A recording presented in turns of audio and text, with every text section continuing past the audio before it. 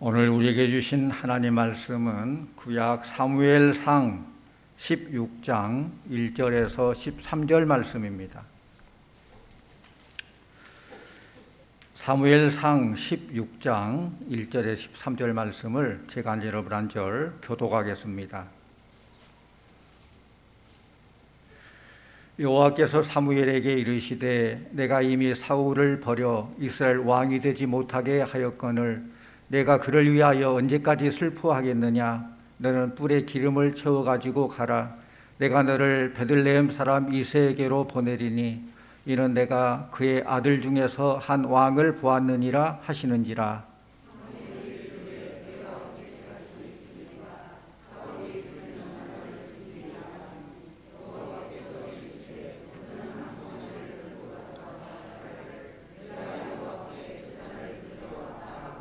이새를 제사에 청하라. 내가 내게 행할 일을 가르치리니 내가 내게 알게 하는 자에게 나를 위하여 기름을 부을지니라.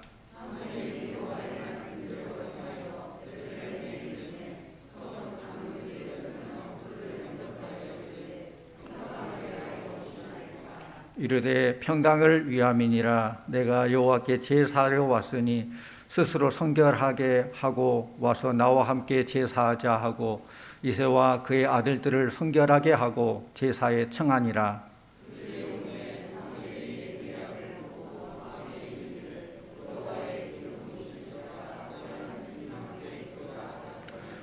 여호와께서 사무엘에게 이르시되 그의 용모와 키를 보지 말라. 내가 이미 그를 버려놓으라. 내가 보는 것은 사람과 같지 아니하니 사람은 외모를 보거니와 나 여호와는 중심을 보느니라 하시더라.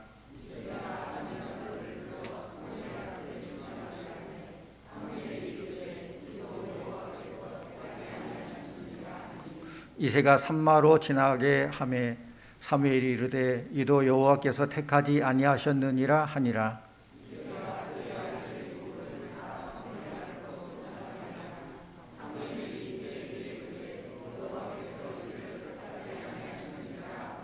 또 사무엘이 이새에게 이르되 내 아들들이 다 여기 있느냐. 이새가 이르되 아직 막내가 남았는데 그는 양을 지키나이다.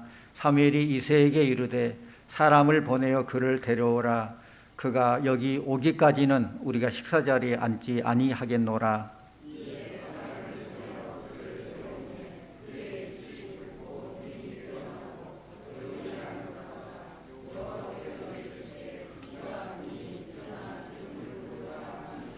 겁니다. 사무엘이 기름 뿔병을 가져다가 그의 형제 중에서 그에게 부었더니 이날 이후로 다윗이 여호와의 영에게 크게 감동되니라. 사무엘이 떠나서 라마로 가니라. 아멘. 이 시간 이지연 자매님 반련을 통해 하나님께 찬양과 영광 돌리겠습니다.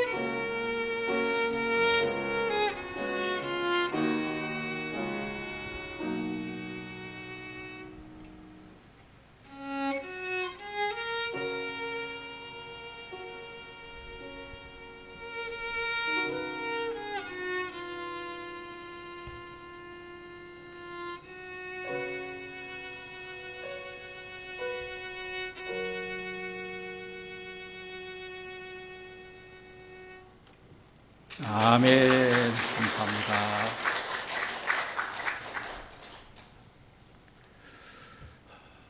일반적으로 사람들은 고양이보다 강아지를 더 귀여워하고 예뻐하는데 그 이유를 아십니까? 고양이는 10번 잘해주다가도 한 번 섭섭하게 하면은 그걸 기어가고 주인 눈치 슬슬 보면서 피한다고 그래요. 근데 강아지는 10번 잘못하다가도 한 번 잘해주면은 그걸 생각하며 감사하면서 주인을 따르고 애교를 부리고 그러니까 사랑을 받게 된다는 거예요. 이 세상에는 고양이 같은 사람도 있고 강아지 같은 사람도 있습니다. 10가지 좋은 일이 있다가도 한 가지 어려운 일 당하고 힘든 일 당하면은 그걸 불행하게 생각하고 비관적으로 생각하고 그렇게 사는 사람이 있는가 하면은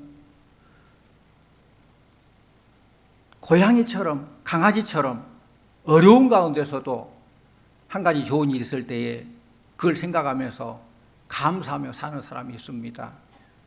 하나님께서는 이런 좋은 일을 생각하며 감사하며 사는 사람들을 더 사랑하고 하나님 더 크게 쓰신다는 것입니다. 사람이 누군가로부터 사랑을 받고 누군가를 사랑한다는 것은 참 행복한 일입니다. 여러분들은 행복하십니까? 진정한 행복을 원하신다면 정말 하나님을 사랑하고 하나님의 은혜를 늘 생각하면서 감사하게 될 때 하나님께 쓰임받게 되는 사람이 된다는 거예요. 저는 가끔 하나님께 이렇게 물어보고 싶은 것이 있어요. 하나님께서 다윗을 선택하셨는데 하나님이 다윗을 선택했기 때문에 다윗이 위대한 인물이 되었습니까? 아니면은 다윗이 하나님 마음에 합할 정도로 뭔가 열심히 잘해서 하나님께서 그를 선택했습니까? 뭐가 맞는 것 같아요? 성경에 보면은 이 두 가지가 다 기록되어 있어요. 하나님은 당신의 마음에 합한 자를 버리지 않으시고 사용하십니다. 또 아무리 약자랄지를 하나님께서 들어 쓰실 때 그는 강자, 위대한 자가 되는 것입니다. 우리 인간은 누구나가 다 인정받기를 원하고 쓰임받기를 원합니다. 할 일이 있다는 것, 쓰임받고 산다는 것은 정말 행복한 일이에요. 프랑스 사상가 루소는 이런 말을 했습니다. 이 세상의 사람은 두 번 태어나는데 한 번은 존재하기 위해서 태어나고 또 한 번은 일하기 위해서 태어난다. 그렇기 때문에 사람은 자기의 사명을 발견하기까지는 사는 것이 아니다. 그렇습니다. 그릇이라고 다 같은 그릇이 아니에요. 원래는 그릇을 쓰기 위해서 만드는데 쓰임받는 그릇도 있고 쓰임받지 못한 그릇도 있어요. 영국 속담이 이런 속담이 있습니다. 왕의 밥그릇이라도 깨지면 강아지 밥그릇이 된다. 교회 안에는 직분에 대한 잘못된 생각들이 많이 있는데 교회 직분을 하나의 계급으로 생각하고 있는 경우예요. 교회 직분은 어떤 지배하거나 군림하라고 있는 계급적인 직분이 아닙니다. 섬기라고 주신 직분이에요. 그러니까 직분자들은 잘 섬기기 위해서 늘 새롭게 준비하고 훈련하고 늘 주의 부르심에 주께 쓰시겠다 하면 내가 여기 있나이다 나아갈 준비가 늘 되어 있어야 돼요. 바울은 이렇게 말했습니다. 디모데전서 1장 12절에서 우리 주께 내가 감사함은 나를 충성되이 여겨 내게 직분을 맡기심이니. 우리 주님이 나를 충성되이 여겨주셨다는 거예요. 뭐 내가 죽도록 충성해 나 충성했습니다라고 말할 수 있는 그런 상태는 아니겠지만 그럼에도 내가 충성을 했든지 안 했든지 우리 주님은 나를 충성되이 여겨주셔서 직분을 맡겨주셨다. 그것이 감사다는 거예요.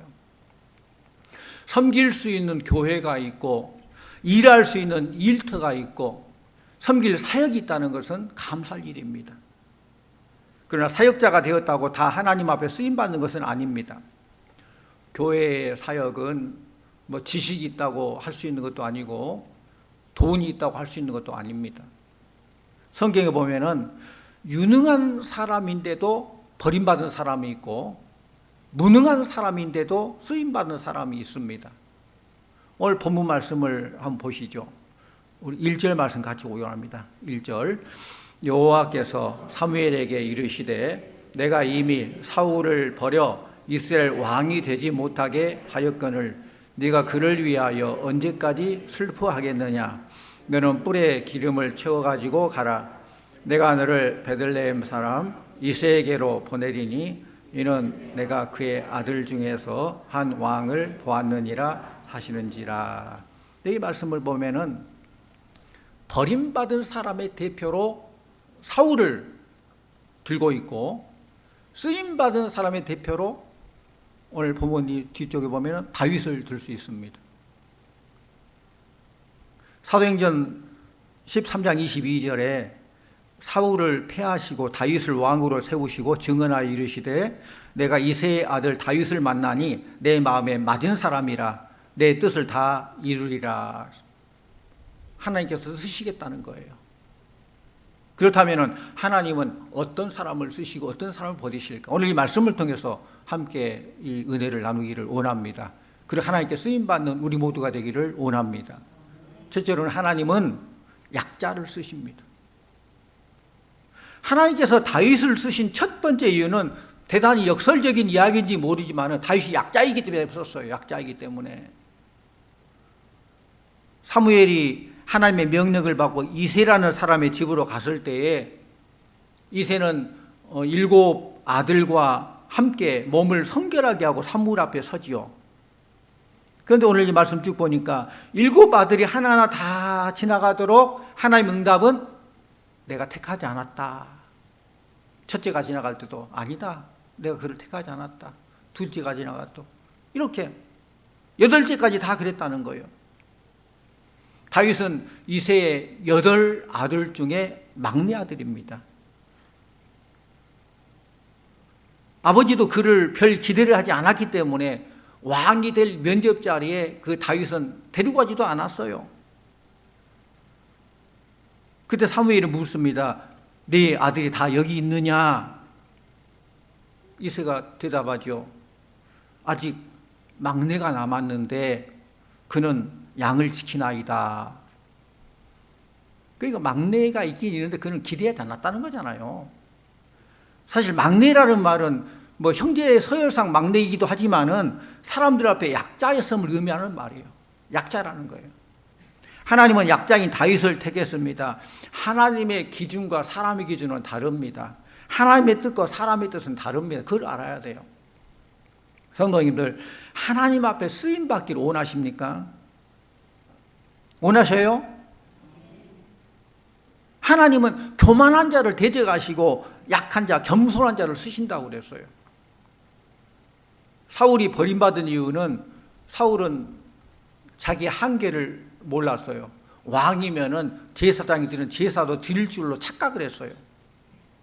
그리고 갈멜산에서는 자기 자신을 위해서 전승비를 세우기로, 자기를 높이기 위해서 전승 기념비를 세웠습니다. 그래서 하나님께서는 교만한 사울을 버릴 수밖에 없었어요. 교만한 자를 버리시고 겸손한 자를, 약자를 하나님께 들어 쓰시는 것입니다. 신약 성경에 보면 사울이라는 이름에 또 하나의 동명이 있잖아요. 다른 사람이에요.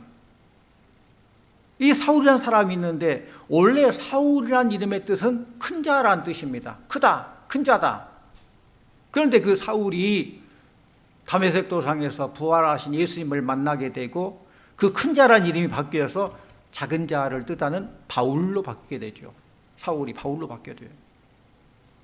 그는 하나님 앞에서 자기 자신을 지극히 작은 자라고 고백했고 성도들 중에서 작은 자라고 말했으며 죄인 중에서 괴수다라고 자기 자신을 그렇게 표현했어요. 하나님은 그가 큰 자로 남아있을 때는 그를 대적하셨지만은 작아질 때 크게 들어 사용하여 주시고 하나님은 겸손한 자를 쓰시고 작은 자에게 은혜를 베푸십니다. 스스로 말째라고 여기는 자를 하나님께서 들어서 첫째로 만들어 주신다는 거예요. 우리 11절 말씀 같이 옵니다. 11절 또 사무엘이 이새에게 이르되 내 아들들이 다 여기 있느냐? 이새가 이르되 아직 막내가 남았는데 그는 양을 지키나이다. 사무엘이 이새에게 이르되 사람을 보내어 그를 데려오라. 그가 여기 오기까지는 우리가 식사자리에 앉지 아니하겠노라. 막내가 있는데 뭐 한다고요? 막내는 그는 양을 지키나이다. 이 말은 막내가 하나 있긴 한데 보나마나 뭐 신통한 것 없습니다, 그런 뜻이에요. 막내가 하나 있긴 있지만은 그 양을 지킵니다. 아버지만 그렇게 생각한 것이 아니라 그 형들도 그렇게 생각했던 것 같아요. 막내야, 우리 형제들 중에서 왕이 될 자가 있다고 하는데 우리는 사무엘 선지자 만나러 갈 테니까 막내는 여기서 양 잘 지키고 있어. 잘 지켜야 돼. 그런 분위기죠. 아니, 아버지와 형들만 그렇게 생각한 것이 아니라 다윗 자신도 아마 그렇게 생각했을 거예요. 그래, 난 분명히 아니야. 난 심부름이나 해야지. 난 양이나 지키고 있을 거야. 그렇게 자기 자신도 그렇게 생각했을 거예요. 그러나 하나님은 이 다윗을 인정하시고 12절에 이가 그니 일어나 기름을 부으라 그랬어요. 12절 말씀 같이 옵니다. 12절. 이에 사람을 보내어 그를 데려오매 그의 빛이 붉고 눈이 빼어나고 얼굴이 아름답더라. 여호와께서 이르시되 이가 그니 일어나 기름을 부으라 하시는지라. 아멘. 모든 세상 사람들이 노 하고 자기 자신도 노 할지라도 하나님이 예스 하시면은 우리는 하나님의 사람, 하나님의 사역자, 하나님의 쓰임받는 사람이 되게 될 줄로 믿습니다. 하나님이 예스 하면 되는 거예요. 또 두 번째로 하나님은 자기를 지킬 줄 아는 사람을 쓰십니다. 우리가 주목해야 될 이 말은 그가 양을 지키나이다 라는 이 말씀이에요. 이세 아들 중에 왕이 나온다면 다윗도 관심을 가지고 쫓아왔을 법도 한데 다윗은 묵묵히 자기가 맡은 일에 충성하고 양을 지키고 있습니다. 하나님의 일이란 높은 것도 없고 낮은 것도 없어요. 귀한 것, 천한 것 따로 있는 것 아닙니다. 자신이 맡은 그 자리에서 최선을 다하면 하나님이 기억하시고 복을 주시는 거예요. 하나님이 쓰는 사람은 언제나 자기 맡은 일에 성실한 사람이에요. 요셉은 옥중에서 모범수로 죄수의 생활을 하고 있을 때 더 크게 부름받고 쓰임받게 되지 않습니까? 엘리사는 소를 가지고 밭을 갈고 있을 때 하나님의 사명을 받았습니다. 베드로는 바다에서 그물을 치고 열심히 맡은 바 일을 감당할 때 주님이 그를 제자로 불렀습니다. 여기 말씀 보면은 다윗이 양을 치고 있었다, 이 말은 영적인 의미로 해석해 볼 수 있어요. 모세는 미디안 광야에서 장인인 이드로의 양을 치다가 하나님의 부름을 받게 되죠. 베들레헴 목자들은 밖에서 자기 양떼를 치다가 천사의 음성을 듣고 아기 예수를 경배하게 되죠. 다윗이 양을 치다가 하나님 부름받은 것은 장차 하나님의 양떼인 이스라엘을 통치하게 될 것이다라는 그런 영적 의미가 있어요. 양을 친다는 거예요. 하나님은 오늘도 자신이 맡은 자리에서 최선을 다한 사람을 사용하십니다. 우리 인간의 눈으로 볼 때 그것이 뭐 대단히 고상하든지 뭐 천한 것이든지 큰 일이든 작은 일이든 그 맡은 그 위치에서 최선을 다한 사람, 성실한 사람을 쓰신다는 거예요. 하나님께서는 무식한 사람도 쓰시고 유식한 사람도 쓰십니다. 그러나 책임감이 없는 사람, 맡은 일에 성실하지 못한 사람을 사용하지 않어요. 우리는 하나님 앞에서 우리 모두 어린 양이에요. 우리가 양이잖아요, 양. 그렇기 때문에 양을 칩니다. 이 말은 자기라는 양을 잘 지키는 거예요. 그는 양을 지키고 있습니다. 자기 자신을 잘 지키는 거예요. 날마다 하나님과 교통함으로 하나님의 임재와 권능을 체험하고 하나님 앞에 성실한 자녀가 되어서 자신이라는 어린 양을 잘 지켜야 된다는 말씀이에요. 더 나아가서 내게 맡겨진 양떼들을 잘 지켜야 돼요. 내게 맡긴 양떼들을 잘 지키는, 하나님은 자기 동생을 지키기는커녕 동생을 해친 가인에게 이렇게 묻지 않습니까? 내 동생 아벨은 어디 있느냐 물을 때 가인이 뭐라고 그래요? 내가 내 동생을 지키는지 아니까? 그렇게 반문해요. 가인은 아주 중요한 사실을 몰랐습니다. 우리는 우리의 가족, 우리의 믿음의 가족을 지키는 사람이에요. 나아가 우리는 우리에게 맡기는 사역을 지키는 사람들이에요. 하나님 심판하는 앞에 섰을 때 심판의 기준이 뭘까요? 네가 얼마나 큰 일, 결과가 뭐냐라고 묻지 않을 거예요. 내게 맡겨진 일에 충성했느냐, 네게 맡겨진 작은 일에 최선을 다했느냐, 그게 우리 하나님의 물으실 거예요. 바로 여기에 다윗이 하나님으로부터 쓰임받은 이유가 있는 것입니다. 그는 양을 지키나이다.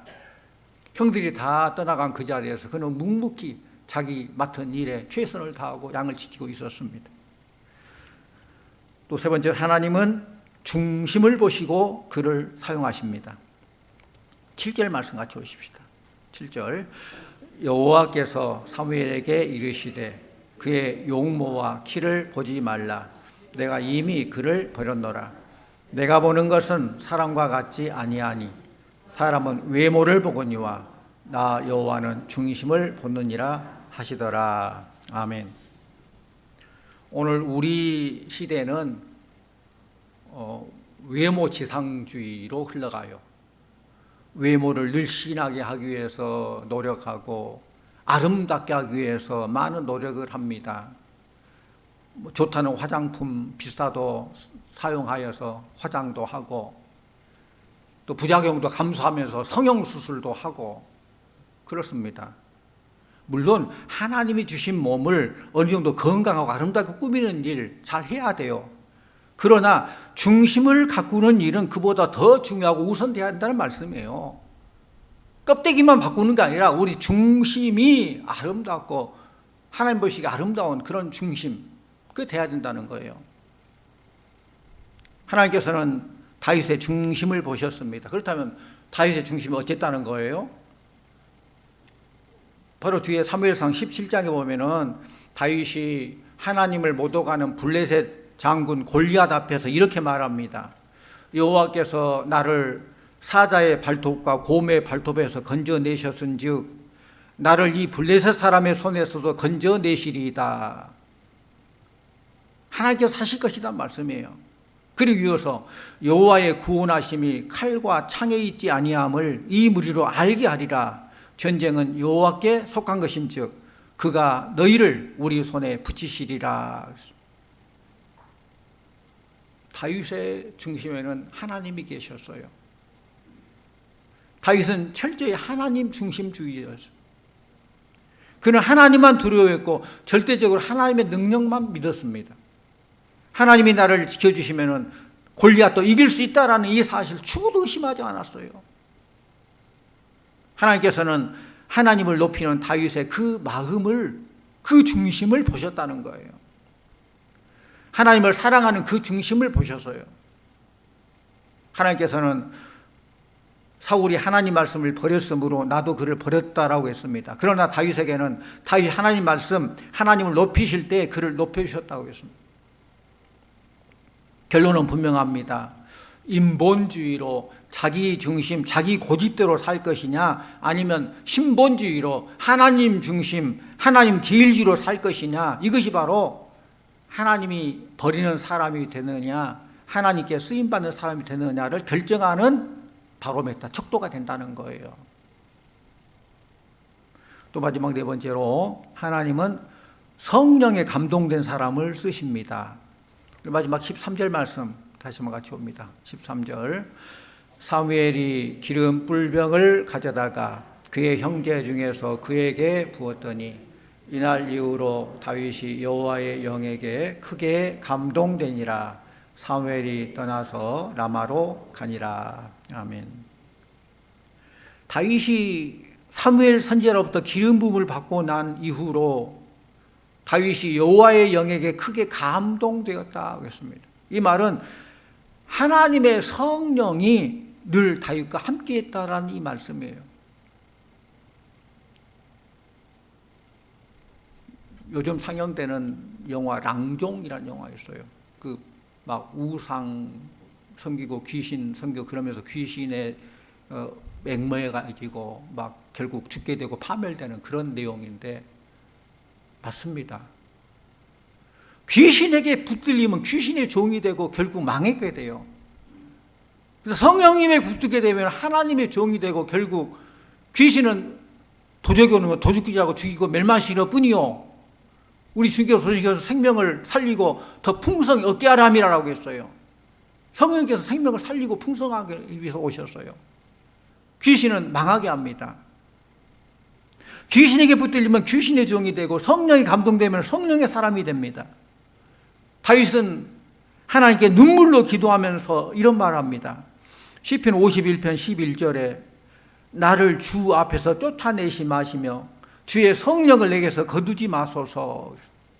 아주 중요한 기도이죠. 다윗은 궁궐에서 쫓겨나는 것보다 주 앞에서 쫓겨나는 것을 더 두려워했어요. 다윗은 왕관을 거두어가는 것보다 성령을 거두어가는 것을 두려워했다는 거예요. 재물과 권세를 빼앗기는 것보다 주의 은혜를 빼앗기는 것을 더 두려운 줄 알았어요. 그래서 하나님 마음에 합한 거예요. 그 다윗의 마음이. 하나님 앞에 쓰임받는 사람은 치러야 될 대가를 두려워하지 않아요. 하나님 앞에 쓰임받는 그냥 되는 거 아니에요. 치러야 할 대가가 있어요. 뭐 큰 용사로 쓰임받기 위해 그만큼 훈련되고 단련하고 연단해서 쓰게 되는 것이죠. 다윗은 지도자로서 하나님 앞에 쓰임받기 되기까지는 당당히 대가를 지불할 줄 알았던 그런 사람입니다. 다윗은 하나님의 부름을 받은 후에 사울왕의 시기를 받아서 쫓겨다녀야 되는데 그 고통스러운 훈련의 시간들이 많았지만은 불평하거나 원망하지 않았어요. 사울의 미움을 받은 다윗은 왕으로 기름 부음 받아서 정식으로 왕이 되기까지 자그마치 15년 걸렸어요. 15년 기간 짧습니까? 왕으로 부름받아서 했으면 금방 왕으로 세워지고 능력 있게 쓰면 될 건데 하나님 약속하시고 15년 동안 쫓겨다니고 훈련받고 고생은 한마디로 그런 고생을 하게 했다는 거예요. 전국 곳곳 피해 다니고 바위굴에 숨고 광야에서 숨고 이웃나라에까지 가서 숨고. 그런데 이런 모든 과정 속에서 사람들은 이해하지 못하지만은 하나님은 이 모든 사실을 알고 계셔요. 이것이 이후에 이 나라 곳곳을 다 통치할 수 있는 지리적인 모든 지식을 알게 하고 이웃 군사력을 다 알게 하고 모든 것을 훈련시키는 훈련의 과정이었다는 거예요. 다윗은 몰라요. 하나님은 아셔요.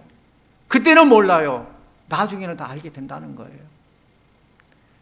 성경에 분명하고 똑똑히 기록되어 있는 우리의 주목을 끄는 단어는 뒤에 사무엘상 18장 28절에도 또 바로 뒤에 18절 뒤에도 봐도 그렇게 나와 있어요. 여호와께서 그와 함께 계시더라. 뒤 18절에 그랬잖아요. 여호와께서 그와 함께 계시더이다. 18장 28절에서도 여호와께서 그와 함께 계시더라. 하나님이 너와 함께 하시면 만사가 오케이. 믿습니까? 하나님이 다윗과 함께 했다. 다윗의 삶이 보장되는 거예요. 뭐가 두렵겠습니까? 근데 돌아보니까 그런 거지. 막 사울에게 쫓겨다니고 힘들고 죽을 고비 때 그때도 하나님 나와 함께 했다. 감사하다. 그래 못했겠죠. 물론 믿음 안에서 지금 의지했지만은 보니까 하나님께서 함께 하시고 함께 하신 하나님에게 아무 문제 없이가 아니라 그런 어려운 고통 속에서도 함께 하심으로 하나님께 인도하신다는 것이죠. 다윗은 하나님의 사랑을 가장 많이 받은 사람이 것이 분명합니다. 다윗의 하나님을 믿는 마음이 곧 하나님의 마음에 합한 그 이유예요. 그 믿음, 그걸 하나님께서 기뻐 받으셨다는 거예요. 사랑하는 성도님들, 하나님께 쓰임받는 삶을 살기를 원한다면은 나는 연약하기 때문에 큰일 할 수 없습니다. 그렇게 말하지 마십시오. 하나님은 막내를 부르십니다. 약자를 불러서 강자를 부끄럽게 하신다고 그랬어요. 세상 모든 사람이 부정하고 노라고 말해도 하나님이 긍정하시고 예스 하시면은 여러분의 모든 삶은 예스, 긍정이 될 줄로 믿습니다. 하나님께 쓰임받는 삶을 살고 난다면은 여러분 자신을 잘 지켜야 돼요. 양을 지키나이다. 나도 양이에요. 나를 잘 지키고 또 내게 맡겨진 양떼를 잘 지켜야 돼요. 내 가족을, 나와 관계된 이웃을 잘 지켜야 돼요.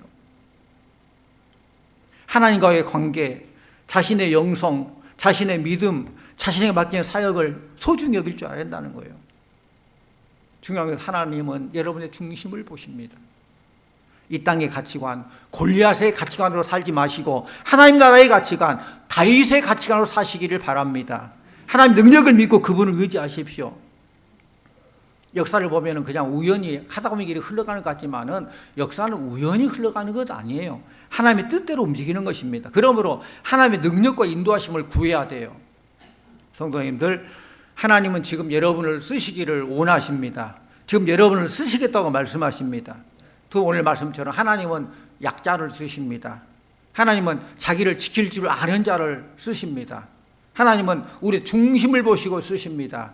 하나님은 성령에 감동된 사람을 쓰십니다. 우리 모두 하나님께 쓰임받는 사람이 되어서 맡겨진 사명, 그 일이 뭐 세상 살보기에 큰 일이건 작은 일이건 주어진 일에 최선을 다해서 잘 감당하시고 머지않은 하나님 앞에 섰을 때에 자리다 칭찬받고 인정받는 상급을 누리는 우리 성도님들, 더 크게 하나님께 쓰임받는 성도님들 다 되시기를 간절히 축원합니다. 기도하십시다. 아버지 하나님, 감사합니다. 우리를 구원시켜 주신 것만도 너무 감사한데 충성되어 이겨서 귀한 일꾼 삼아 주시고 귀한 사명 주시니 감사드립니다. 오늘 주신 말씀처럼 하나님께서는 강자가 아니라 약자를, 또 자기를 지킬 줄 아는 사람을, 내 중심을 보시고 또 성령의 감동된 사람을 사용하신다고 했사오니 우리 모두 하나님께 크게 쓰임받는 사람이 되어서 더 큰 은혜와 복을 누리게 해주시옵시고 또 천국 가서 하나님 앞에 심판받을 때에 잘했다 인정받고 상급을 누리는 우리 성도들 다 되게 하여 주시옵소서. 예수님의 이름으로 기도하옵나이다. 아멘.